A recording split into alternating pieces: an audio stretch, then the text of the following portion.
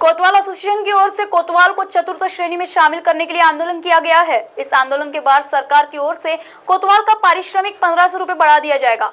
हालांकि कोतवाल संगठन की मांग है कि हमें वेतन 1500 रुपए बढ़ाने की बजाय चौथी श्रेणी में शामिल किया जाए। इसके विरोध में आज वे गोंदिया शहर के तहसील कार्यालय में काली पट्टी बांधकर एकत्रित हुए और सरकार के खिलाफ अपना विरोध दर्ज कराया। कोतवाल संघटनेचा एकच मागणी महाराष्ट्र राज्य कोतवाल संघटनेने 2 दिवसा अगोदर जे आंदोलन लावले होते चतुश्रेणीकरिता त्याची दखल घेत शासनाने आम्हाला चतुश्रेणी न देता मानधनवाढीच्या 10% मानधनवाढ दिलेली आहे। त्याचा निषेध नोंदविण्याकरिता या ठिकाणी आम्ही सर्व जमलेले आहोत। जिल्ह्यामध्ये एकूण 158 कोतवाल आहेत।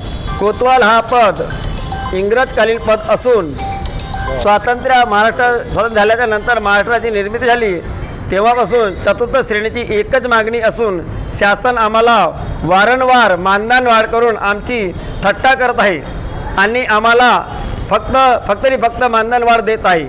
आमची एकच मुख्य मागणी आहे ती म्हणजे चतुर्थ श्रेणीची। चतुर्थ श्रेणी मिळाली तर आमच्या जवळ जीवनावश्यक सर्व गरजा संपतील। जसे की आम्हाला जर श्रेणी मिळाली तर आम्हाला जसं की आम्हाला आता बँकेतून लोन घ्यायचं कर्ज घ्यायचं आहे तर ते कर्जसुद्धा मिळू शकत नाही किंवा इतर सोयीसुविधासुद्धा आम्हाला मिळू शकत नाही। श्रेणी मिळाली तर आम्हाला सर्व सुविधा मिळतील। सर सीमा कुरसुंगे, गाव गंगाझरी। काय सांगणार, काय मागणी लागून आज काळ्या फिती लावून तुम्ही आंदोलन करता?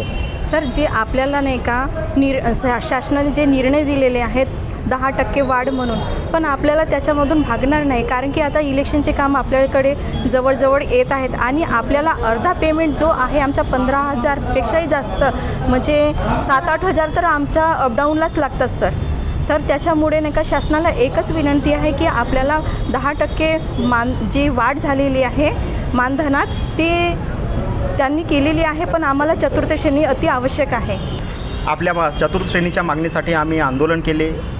त्यामध्ये सरकारने आम्हाला आमचे आमदार मंगेश दादा चव्हाण यांच्या माध्यमातून आमच्या आंदोलनाची दखल घेऊन स्वतः उपमुख्यमंत्री साहेब देवेंद्रजी फडणवीस यांनी स्वतः सांगितले की मी तुमच्या मागणीला मान्य करण्यासाठी आम्ही सक्षम आहोत आणि तुम्हाला काहीतरी आम्ही देणार आहोत, त्यामुळे तुम्ही आपला संप मागे घ्यावे। त्यांच्या निर्देशानुसार आम्ही आपला संप मागे घेतला आणि त्यानंतरच त्यांनी काल झालेल्या मंत्रिमंडळाच्या बैठकीमध्ये 10%चा GR आणि अनुकंपा तत्त्व लागू केलेलं आहे। आमचं म्हणणं एकच आहे की आम्ही मानधनावर काम करतो, 15,000 दिले शासनाने, पण आमच्या कामाचा व्याप बाकी मानधनावर कार्यरत असलेल्या कर्मचाऱ्यांच्या पटीने कितीतरी आहे। एक कोतवाल 4-4 साजे सांभाळतो, 4-4, 5-5, 6-6, 8-8 गावाचं काम सांभाळतो। कामाचा व्याप भरपूर आहे। निवडणुकीचे कामे असे अनेक नैसर्गिक आपत्ती, रेती वाळूघाटवर आणि शासकीय वसुलीचे महत्त्वाचे कामे आम्ही करत असतो। तर ही आमची मागणी रास्त आहे।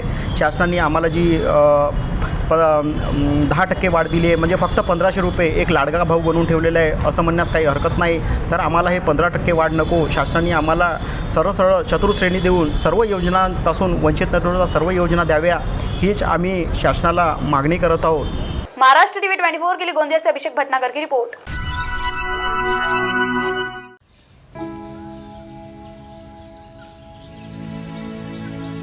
तू ग हे कुठून आणला? साडी पण वाह, छान दिसते की।